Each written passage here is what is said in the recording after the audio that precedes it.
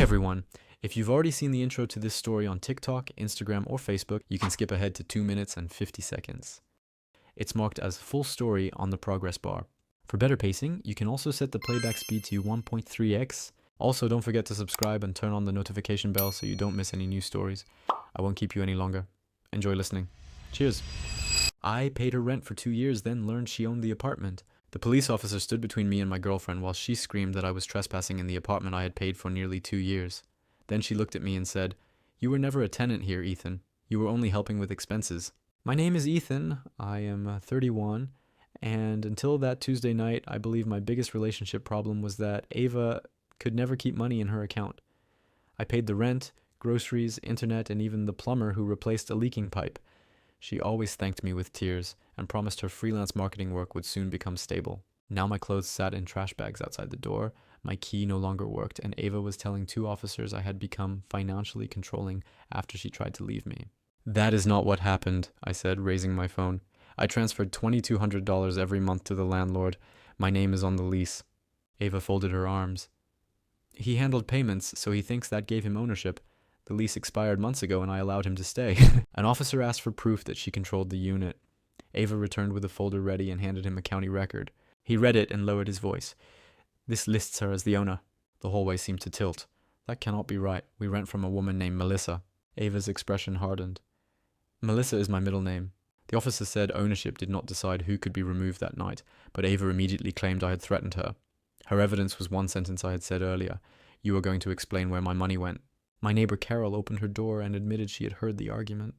"Please tell them how aggressive he was," Ava said. Carol looked at the bags.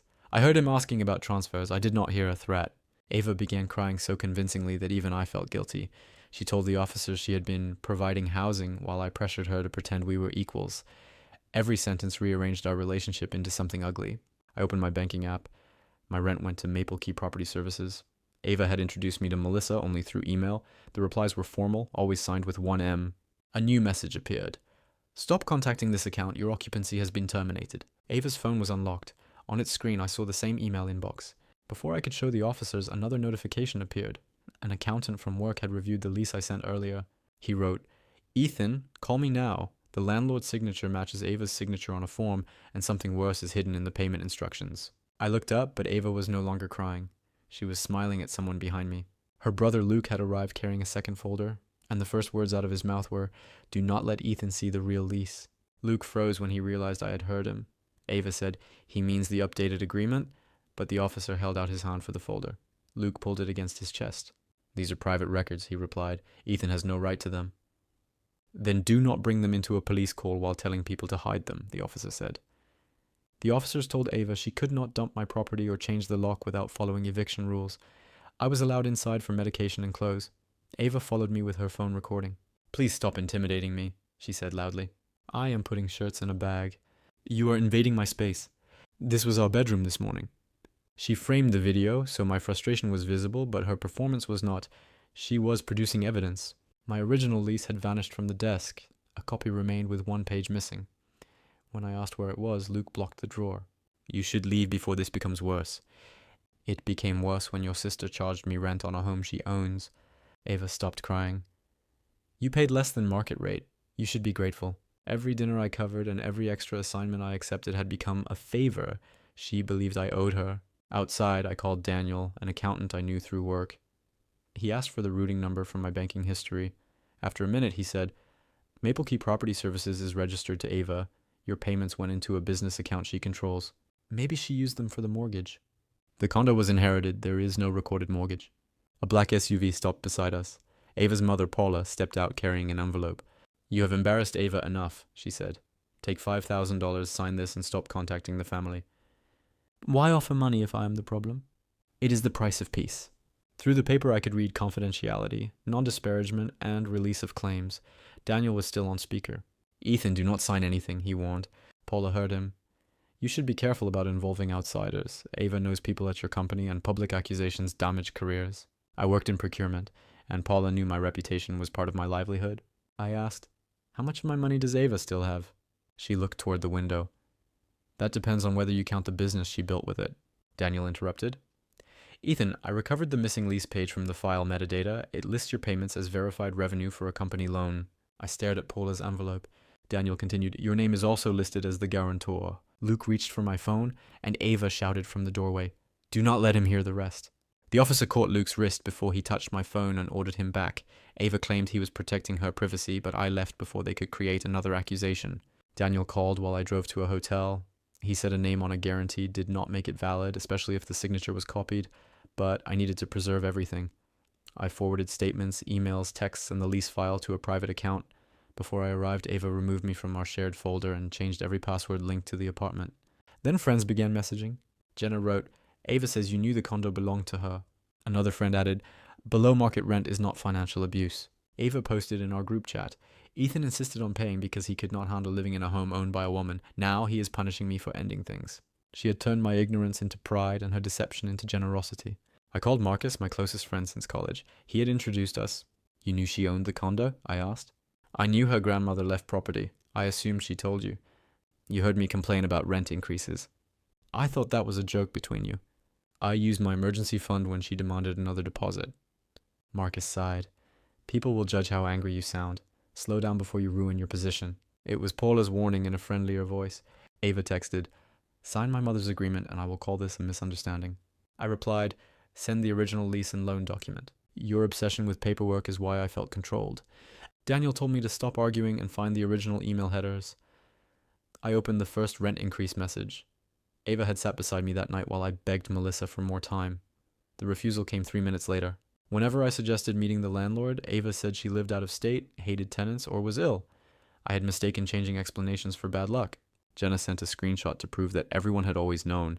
It came from a private chat I had never seen.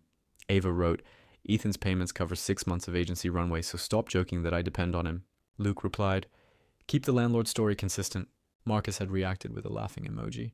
I called him again. Why are you in this conversation? He let the call ring out. I enlarged the screenshot. Ava had sent it 11 days before Marcus introduced us. At the top was a file label, Candidate Ethan. Another attachment was titled Salary Credit Access. Under my name, someone had listed my income savings estimate, employer schedule, and the month my old lease expired. Only one person outside my company knew all of that. Marcus called back and whispered, Ethan, Ava was never supposed to choose you. Marcus said Ava had asked him to introduce her to stable people. He admitted making a spreadsheet with 3 names, salaries, employers, and housing situations, but called it harmless. You gave her my private information. I gave her context. You were lonely and she wanted commitment. She studied my lease date before meeting me. Marcus lowered his voice. She preferred another guy. Then she learned you worked in procurement and changed her mind. When I asked why my job mattered, he claimed not to know. We met in the hotel cafe. He spent 5 minutes explaining that Ava hid the condo because men felt insecure around successful women. The fake landlord was bad communication, not fraud. You watched her cry about being poor, I said. I thought you liked being needed. That was how all of them spoke. Every deliberate act became my preference. Every lie became an accommodation for my personality. Marcus showed screenshots Ava had selected from our texts. In one I wrote, I want to take care of us. In another, do not worry about rent this month. She removed the messages where she claimed a client had not paid and the landlord threatened fees. She will post these if you accuse her publicly, he said. People believe the simple version. Why warn me instead of asking her to return my money? He looked away. Because she has more proof than you. At work, my badge failed at the elevator. Security took me to a room where Grant and HR waited. Grant avoided my eyes. A confidential complaint alleged I had used company systems to investigate a former partner, shared private financial data, and threatened reputational damage unless she paid me. I learned she owned the condo last night. I used no company system. Grant folded his hands. You sent a lease to Daniel, who performs accounting work for one of our vendors. He is my friend, and I used personal email. That distinction may matter later. My access was suspended. I surrendered my laptop and was ordered not to contact colleagues. When I asked who complained, HR said the report contained internal procurement details only an employee should know. Outside, Ava called from an unknown number. Sign the agreement, tell HR you were emotional, and I will explain you never threatened me. You filed a false complaint. I protected myself before you could misuse your position. You knew about the review before I arrived. She paused, then said, Grant understands how unstable you become when rejected. The call ended. HR immediately messaged, do not contact your manager. The complainant identified him as a witness. Through the glass doors, I saw Grant in the lobby beside Luke. Luke handed him the second folder. Grant opened it, saw me, and smiled as though the investigation was over. I watched Grant leave without speaking. Luke paused beside me. You should have taken the $5,000. A new agreement arrived from Paula. The offer had risen to $20,000, but I had to admit I knew Ava owned the condo, voluntarily funded her company, lied after the breakup, and resigned without naming Ava, Luke, Paula, or Grant. I called her. This is a confession you wrote for me. It is a chance to leave with dignity. My dignity is not yours to price. Stubborn people often lose money and dignity. Ava gave me 2 hours to collect my belongings. Carol stood in the hallway as a witness. Luke filmed, Jenna watched from the kitchen, and our photographs faced the wall. Ava pointed to 3 boxes. Everything you own is there. My desk files and backup drive are missing. You took your documents. It was incomplete. Jenna shook her head. This obsession is why nobody feels safe around you. Carol interrupted. He asked about a drive. Let him check the drawer.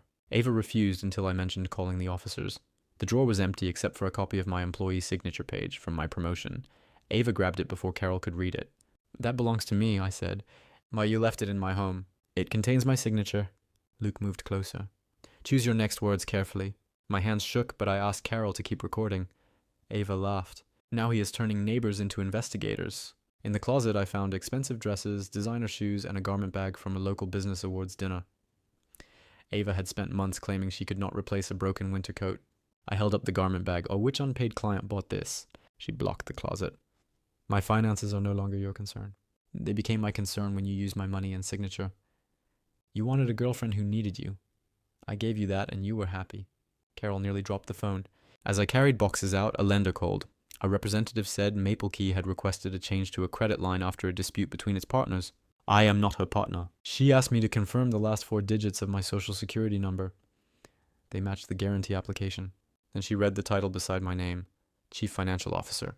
I denied authorizing anything. Her tone became formal. We must open a fraud review. Ava reported this morning that you created the financial records and might later deny them. Ava stood in the doorway listening. The representative continued. She also supplied a letter from your employer confirming your role. I looked at Luke's folder and understood Grant's smile. Before I could ask who signed the letter, the representative read the name. It was Grant. By noon, Ava had posted a video titled, What Financial Control Really Looks Like. She used clips of my raised voice asking where the money went, my hands opening drawers, and my question about her expensive clothes. Every answer explaining why I was there had been removed. She told the camera she had offered a struggling boyfriend a safe home, then learned he believed payments gave him control over her property and career. She never mentioned the fake landlord, the guarantee, or Grant's letter. The video reached friends and coworkers. Jenna called me obsessed with status. Marcus posted, there are warning signs we ignore because we love our friends. My sister Rachel called while I spoke with the lender's fraud team. Mom saw the video. Ava told her you might be arrested. I have not been charged. Then why are your friends supporting her? I sent Rachel the records, but she needed time. Ava had given everyone a clean emotional story. I had account numbers and explanations that sounded defensive. HR warned me not to discuss North Star online. I said I had posted nothing. Ava states that your position made her afraid, the representative replied. She used a letter signed by Grant to make me liable for her loan. We have no record of an authorized letter. Then investigate Grant. We are reviewing relevant parties. Do not make accusations. Everyone told me to stay silent while Ava filled the silence. Daniel found that Maple Key transferred most of my payments to Bright Harbor Media, Ava's agency. Its website called her a self-funded founder who built the company without family wealth or outside support. I recognized photographs from weekends when she claimed to be doing unpaid volunteer work. Luke was listed as operations director. Jenna handled community partnerships. An announcement posted that morning said Bright Harbor would lead a tenant trust campaign for North Star. Grant praised Ava's personal understanding of housing insecurity. I called HR. This contract is connected to my complaint. They refused to discuss vendors and repeated that I was suspended. Ava messaged, please stop trying to destroy work that helps vulnerable renters.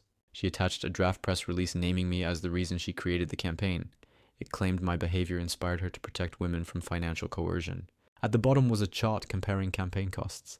I had made that chart for North Star's confidential vendor review. Only Grant, me, and a compliance analyst named Maya could access it. Maya texted from her phone, do not reply, someone opened your procurement files at 2:13 a.m. using your credentials. Then she added, the login came from the condo. Then she sent a security screenshot showing the device name. It was Ava's laptop. The next day, North Star streamed the Tenant Trust campaign launch.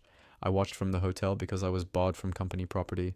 Grant sat beside Ava while a moderator praised Bright Harbor for turning personal pain into public service. Ava wore the awards dress from the closet. Then a screen displayed one of my private texts. I need to know where every dollar's going. I had written it after the fake landlord demanded a second deposit. Ava used it as proof that I monitored her spending. Grant told the audience North Star had moved quickly to protect a community partner from retaliation. He avoided my name, but the press packet included it, along with my title, company photograph, and a cropped lease bearing my signature. Comments called me a predator and corporate bully. Someone posted my hotel. The hotel moved me after strangers came asking for the abusive executive. I called HR and demanded removal of my photograph. The image was supplied by Bright Harbor, the representative said. It is a company headshot. We are reviewing authorization. You are letting a vendor campaign against an employee during an open investigation. I read my own name from the packet. She ended the call. Ava had turned my workplace into a stage and my silence into an admission. Rachel brought groceries and admitted our mother had shared Ava's video before reading my documents. She deleted it, but screenshots remain. Ava understood that judgment moved faster than evidence. Maya called from a blocked number. Security had confirmed Ava's laptop accessed my procurement folder, but Grant claimed I authorized her to research from home. I never authorized her. I know. Bright Harbor's proposal mirrors our scoring formulas. Can you tell HR? I already did. Grant says you gave Ava the password to help her win, then turned on her after the breakup. Either answer made me look dishonest or careless. During the stream, a reporter asked Ava whether she charged me rent while owning the condo. Her smile tightened. We had a transparent household agreement. Ownership was never hidden. The moderator changed subjects. The reporter later emailed me. Her name was Claire, and she wanted proof that I believed the landlord was someone else. Daniel advised caution, but Claire included a detail that stopped me. The lease in the press packet is dated March 3rd, she wrote. Ava's social media says you met on March 17th. Why would you sign before meeting her? My copy was dated June 1st. Claire sent the signature page shown at the launch. The signature was mine, but it came from my North Star promotion form. Beneath it was a witness signature I recognized immediately. Grant had signed that page too. Daniel introduced Naomi, an attorney handling employment and fraud cases. She placed the two lease versions side by side. This is not one lie, she said. It is a system. We must separate what feels cruel from what can be proved. She told me to stop answering Ava, avoid social media, request credit reports, and send preservation notices to North Star, Maple Key, Bright Harbor, and the lender. An early response could help Ava repair documents. Claire agreed to delay her article for 48 hours. I gave Naomi the fake landlord emails, bank records, Carol's recording, and signature pages. She noticed that the font on Grant's witness line matched North Star's contract template. Daniel mapped my payments. Each transfer entered Maple Key, then nearly the same amount moved to Bright Harbor and paid office rent, advertising invoices, and Luke's salary. Ava had used my money as predictable business revenue. Public filings showed Bright Harbor was created 6 weeks before Marcus introduced us. North Star had paid the agency for a small research project then. Grant and Ava had a business connection before she entered my life. I called Maya from Naomi's office. Did Grant disclose knowing Ava before the vendor review? No, he said Bright Harbor came through a community referral. Who made the referral? Maya hesitated. The referral was Marcus. Marcus worked in event fundraising, not property services. North Star had sponsored the mixer where he introduced us. Naomi stopped me from calling him. Suspicion is not evidence. Let them think you are isolated. Careless people create proof. That afternoon, Carol said Ava had asked the building manager to make her remove the doorbell camera, claiming it violated privacy. Carol refused and saved the recordings. We met at a coffee shop. The camera showed the hall. During my work trips, Luke carried file boxes into the condo, Jenna brought photography equipment, and Paula visited twice. Then Grant appeared. 4 months before the breakup, he used a key to enter Ava's condo and left 3 hours later. Another clip showed him visiting after I moved in, while Ava had told me she was alone with the flu. Carol scrolled to the week before Marcus introduced us. Grant and Ava stood in the hall discussing furniture. The audio was faint, but Naomi raised the volume. Grant said, "The setup must look natural before he sees it." Ava answered, "Marcus says Ethan will sign anything if he thinks I might lose the apartment." Then Grant lifted a box toward the camera. A North Star evidence label crossed the lid. The case number belonged to a confidential vendor investigation I had worked on the previous year. Naomi replayed the clip and pointed to a note beneath the number. It said uses access before audit closes. The old case involved inflated invoices and shared bid data. I had prepared the pricing comparison, but Grant closed the case as inconclusive. That box belonged in North Star's archive.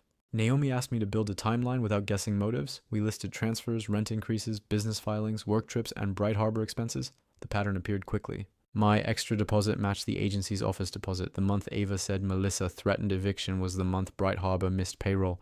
Daniel pointed at the screen. She created emergencies to collect exact amounts. I opened old texts. Ava's panic always began with affection, moved to shame, and ended with urgency. I hate asking you. You are the only person I trust. If we lose this home, I will have nowhere to go. When I offered to call Melissa, the problem became too sensitive. I called those details quirks because suspicion felt cruel. Rachel compared texts with Ava's posts.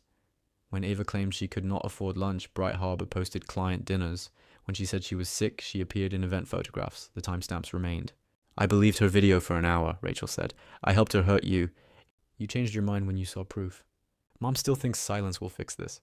My mother asked me to accept Paula's offer so both sides could heal. She never asked why it required a false confession. Daniel recovered email headers. Most came from the condo's internet address. Several were scheduled while Ava sat beside me. One arrived during dinner with Paula, meaning the rejection had been prepared before the performance. Naomi found another inconsistency. My genuine lease listed a deposit, pet rules, and renewal terms. The press version removed them and added a paragraph saying I knew Ava owned the condo. The language came from North Star's housing policy. Maya sent Naomi an audit log through a legal channel. Grant accessed my personnel file 4 times before the charity mixer. He viewed my salary, emergency contact, travel schedule, and disclosure forms. 2 days later, Marcus emailed Ava a spreadsheet with the same categories. I called him from Naomi's office while she recorded after giving notice. Did Grant give you my personnel information? I cannot discuss North Star. You do not work there. I signed a consulting agreement. For what work? His silence answered. Then he said, Ava promised it was only a test of whether you could separate work from a relationship. Naomi wrote planned entrapment on her pad. Who approved the test, what I asked. Grant did, but Ava changed the plan after she saw your bank balance. Someone entered. They know I am talking, he whispered, and the line went dead. Marcus called from another number and asked to meet beneath Naomi's building. Naomi came. We found him beside his car, pale, clutching a backpack. Luke entered my apartment, he said. He wanted my phone and every copy of the candidate file. Naomi asked why copies existed. Grant told us to keep backups until the contract cleared. Marcus admitted Grant paid him $12,000 through Bright Harbor for community introductions. The spreadsheet listed North Star employees with access to budgets and vendor scoring. Marcus brought them to events where Ava or Jenna approached them. You sold your friends, I said. I thought they wanted informal market information. Nobody mentioned passwords or forged documents. You told Ava I would sign anything.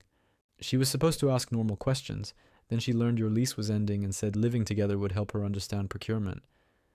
Naomi asked whether Grant knew. Grant designed the list. Ava chose you because you were reviewing the campaign contract and had enough savings to make Bright Harbor look stable. Marcus removed my missing backup drive. Jenna had given it to him after I was locked out because she feared Ava would blame everyone if the lender investigated. Daniel examined it in Naomi's office. It contained my tax files, North Star documents I had never saved there, and a folder created under Ava's user profile.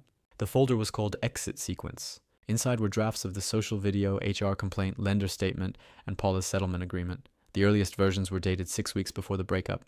Ava prepared accusations while asking me to pay for our anniversary. One document listed triggers, ownership discovery, vendor audit, loan review, or relationship resistance. Each led to the same response: portray Ethan as controlling, secure Grant's statement, remove his work access, and publish before he organizes evidence. She planned every reaction. Naomi corrected her.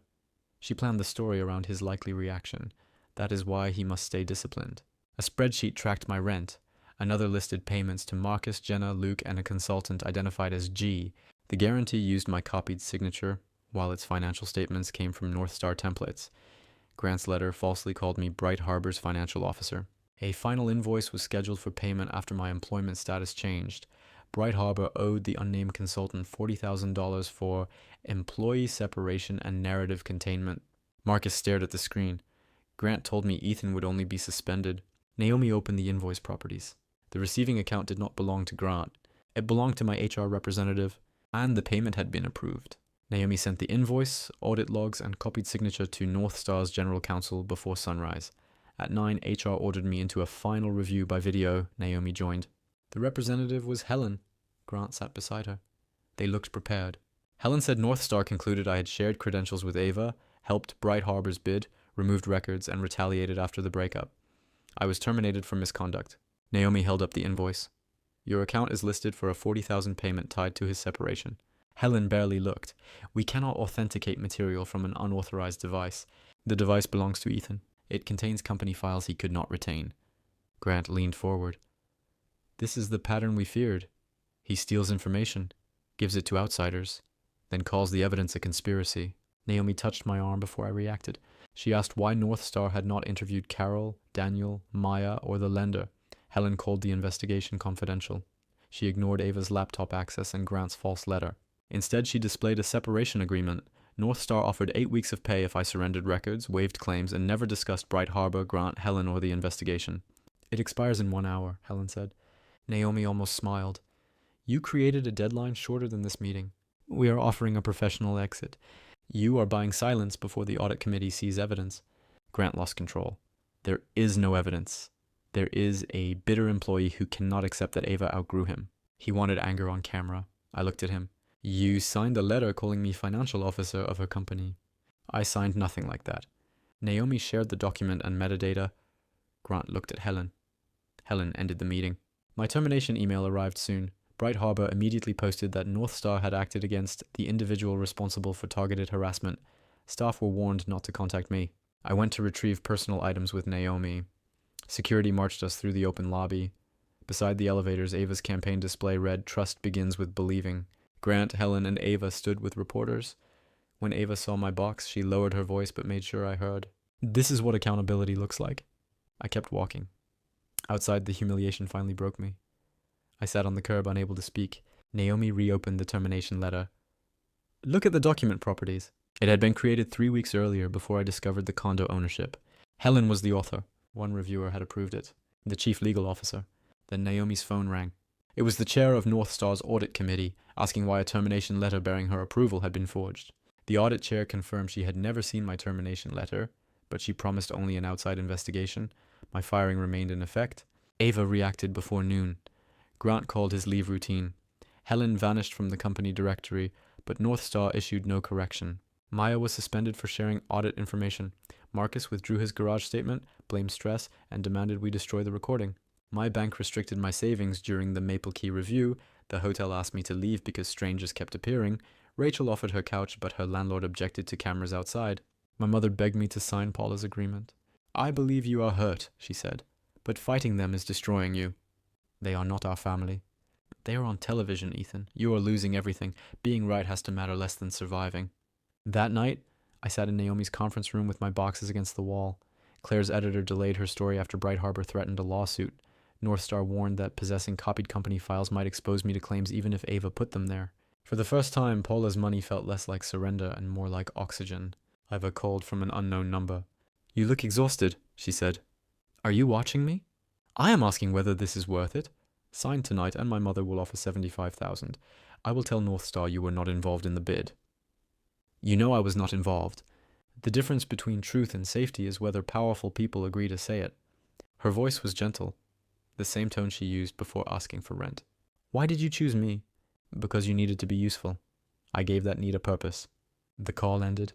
I told Naomi I was considering the deal. She said it would erase my claims while leaving Ava's public accusations untouched. Before I decided, a process server arrived. Ava and Bright Harbor were suing me for defamation, trade secret theft, business interference, and emotional distress. They demanded $500,000 and an order stopping contact with clients or reporters. Their main evidence was an original cohabitation agreement saying I knew Ava owned the condo and voluntarily funded Bright Harbor. My signature was copied, but this version was notarized. Naomi examined the seal. A false signature can be blamed on you.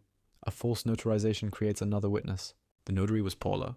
The date was the night Ava and I supposedly signed together. I remembered that night because Paula had called from a hospital in another state after a car accident. Naomi checked the public notary log. The entry existed, but the signer recorded beside my name was not Ethan. It was Grant. The notary log changed Naomi's strategy. Ava's lawsuit let us demand documents. We do not need to win the internet, she said. We need records they expected to delete. She counterclaimed for fraud, identity misuse, defamation, and job interference. She requested an order covering Ava's laptop, Maple Key accounts, Bright Harbor records, Grant's messages, and Paula's journal. Daniel linked each fake emergency to a company expense. Carol supplied original doorbell files. Claire authenticated both leases. Maya, through her attorney, provided the report proving Ava's device used my credentials. I gave North Star's outside investigators a statement. Naomi stopped me whenever emotion replaced precision. Dates, documents, exact words, give them nothing to crop. Rachel persuaded our mother to admit in writing that Ava claimed I was under criminal investigation before any complaint existed. I thought I was stopping you from making things worse, Mom said. You were helping her make me look alone. She did not defend herself, and that mattered. North Star froze Bright Harbor's money. The lender froze Maple Key's credit and traced my consent to Ava's internet address. My bank released my savings. Ava posted a courthouse photo. Truth does not fear paperwork. I stayed silent. The preservation order was granted. A technician copied Ava's laptop. Grant and Helen had to retain records. Marcus couldn't destroy candidate files. Then their alliance cracked. Grant blamed Helen for my termination. Helen said Grant supplied every false document. Luke told an employee that Paula controlled Maple Key. Paula's attorney claimed her notary seal was used without permission. Naomi replied, then produce the journal and explain the entry. Paula requested a meeting. She carried the folder Luke hid during the police call. Ava and Luke planned to blame her for the guarantee and transfers. Why should Ethan trust you? Naomi asked. He should not. He should verify me. The folder held records, notes, and a recorder. Paula admitted knowing Ava charged me rent, but claimed I knew about ownership. Naomi showed Luke's message about keeping the landlord's story consistent. I knew enough to stop it, Paula said. I chose not to. She set down the recorder. I recorded meetings because Grant kept changing his promised percentage. What percentage exactly? I asked. Your rent was only operating cash.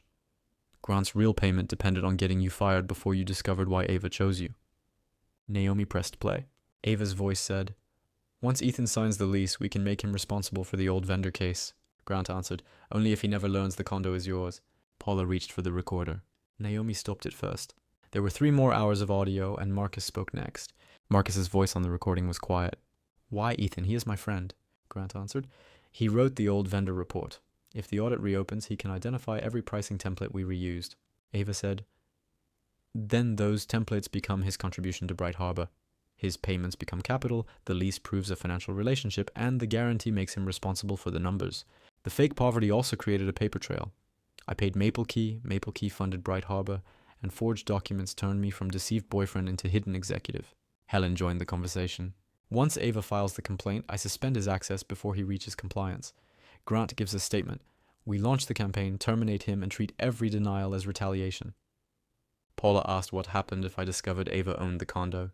Ava laughed. He gets angry. Luke records him. Jenna edits it, and I say ownership was transparent. People believe emotion before financial records. No one in Naomi's office moved. The remaining audio showed Grant buried the old vendor case after approving inflated invoices. Bright Harbor's campaign would continue the arrangement. I was chosen because I knew the evidence and could be blamed. The condo was the trap. My rent was the financial link. The relationship was access, and the breakup was the exit.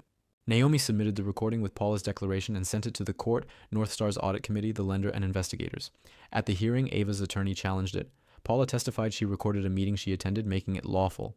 Ava sat across the courtroom without looking at me. The judge preserved the audio, denied Ava's request to silence me, and ordered Bright Harbor to stop presenting disputed claims as proven facts. The order broke her control of the story. North Star placed Grant and Helen on unpaid leave. Claire published authenticated records.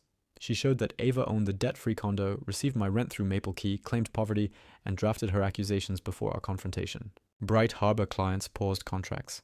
My mother issued a correction. Marcus sent an admission through his lawyer. Ava claimed the audio was brainstorming taken out of context and said Grant created the forged documents without her knowledge. Then the neutral technician found deleted video on her laptop. It showed Ava at our table with my promotion form, tracing my signature onto the guarantee while Luke adjusted a camera. Luke asked, what happens when Ethan sees this? Ava smiled. By then nobody will believe him. Naomi closed the laptop. Tomorrow this becomes a public court exhibit. Across the room, Paula whispered, that is not even the worst video. The second video was recorded 2 days before the police came. Ava stood in the hallway while Luke arranged my clothes in trash bags and Jenna tested camera angles. Jenna said, cry after he asks about money. Keep him near the door so Carol hears him, not us. Ava practiced her line. You were never a tenant, you were only helping with expenses. They rehearsed my humiliation before I knew of the conflict. When the court made both videos public, Ava's story collapsed. Bright Harbor removed the campaign and lost its largest clients. North Star's audit confirmed Grant and Helen rigged the vendor review, forged approvals, accessed my file, and planned my termination. Both were fired. The old case in Bright Harbor's finances went to investigators. Jenna resigned and Luke lost access to every company account. North Star offered reinstatement, back pay, and a promotion. I appreciate the correction, I said, Kebab, but I will not return to a company that needed a courtroom recording before believing its own security logs. Naomi negotiated a settlement instead. North Star paid lost wages and legal costs, corrected my record, and stated I had not helped Bright Harbor. The lender removed me from every Maple Key document and confirmed the guarantee was fraudulent. Ava and Luke faced a criminal fraud case. Grant and Helen faced separate investigations over vendor payments. Ava withdrew her suit after the judge warned of sanctions for forged exhibits. She agreed to repay every rent transfer, false deposit, repair bill, legal fee, and damages. The total forced her to sell the condo. Paula paid to resolve claims, but admitted under oath that she knew the landlord's story was false.